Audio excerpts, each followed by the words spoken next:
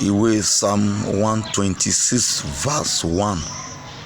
Ó ní nígbà tá a dá ìkólọ Síónì padà, wá dàbí ẹni tó ń lá àlá.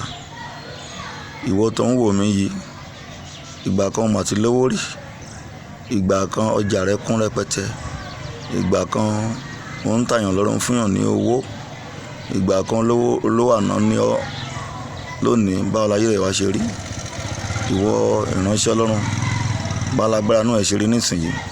Mo gbàdúrà lórúkọ Jésù Kristi ti Násárẹ́tì, Ọlọ́run tó dá ìkólọ Síónì padà, gbogbo ìkólọ ayé rẹ̀ Ọlọ́run kó dá padà fún ọ. Lórúkọ Jésù Kristi, gbogbo ìkólọ tó ń di kólọ mọ́ ọ lára lójú àlá, Ọlọ́run kó dá padà fún ọ.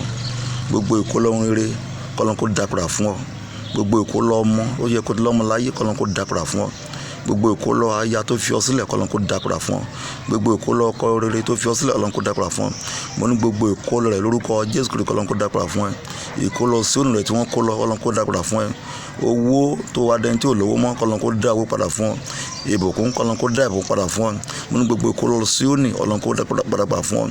Ní parí ọdún tuntun yìí, ní parí ọdún tá ń lò lọ yìí, ìkólọ Síónì rẹ̀ Ọlọ́run kó dá padà fún ọ.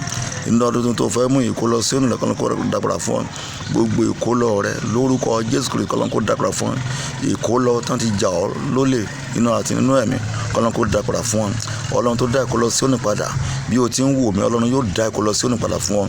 Ó gbóhùn rẹ̀ ṣe nínú ayé. Mo ní gbogbo ìkólọ rẹ̀ Ọlọ́run kó dá padà fún ọ. Gbogbo ìkólọ rẹ̀ nínú ara àti nínú ẹ̀mí, Ọlọ́run kó dá ìkólọ rẹ̀ padà fún ọ. Gbogbo ìkólọ rẹ̀ nínú ayé rẹ̀ tó wá dẹni tó ń ronú nísìnyí, Ọlọ́run kó dá ìkólọ rẹ̀ padà fún ọ. Ìkólọ pé a tó wá dé aláìní, Ọlọ́run kó dá ìkólọ padà fún ọ. Ìkólọ ìbùkún, Olúwa kó dá padà fún ọ. Ìkólọ ilé kíkọ́, Ọlọ́run kó dá padà fún ọ. Ìkólọ ìwọ tó ń lo mọ́tò lánàá tó wá dẹni tó ní mọ́tò lẹ́nu, Ọlọ́run kó dá ìkólọ rẹ̀ padà fún ọ. Ìkólọ rẹ̀ kó dá padà fún ọ. Ìkólọ ọmọ tó kú mọ́ ọ lórúkọ Jésù, ọmọ rẹ̀ pátá Ọlọ́run kó dá padà fún ọ. Ìkólọ àlàáfíà, Ọlọ́run kó dá padà fún ọ.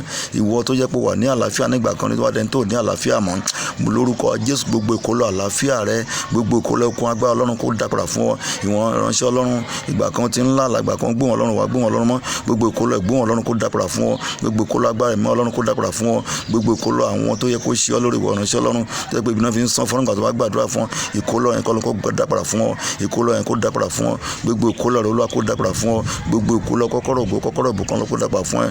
Jésù Kristi Olúwa wa, àmín.